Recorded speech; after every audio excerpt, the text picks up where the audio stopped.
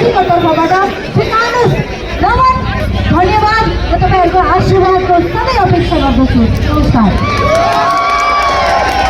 आज यहाँहरूले राष्ट्र स्वतन्त्र पार्टीको घन्टी चुनाव चिन्हमा भोट हाल्दै गर्दा हामी समग्र राष्ट्र स्वतन्त्र पार्टीलाई ठुलो जिम्मेवारी दिनुभएको छ।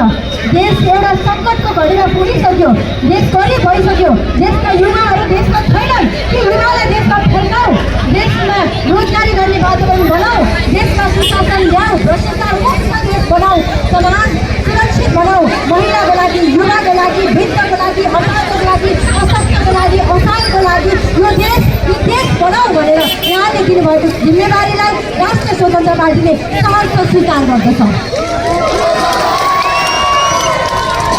आज मैले यहाँहरू समक्ष यो विजय उत्सव मनाइरहेको छैन। यहाँहरू समक्ष तपाईँहरूले दिनुभएको यो माला, यो प्रेम, यो खादा, यो अभिर अनि तपाईँहरूको यो मत, यो विश्वासलाई कहीँ पनि डगमगाउन दिने छैन।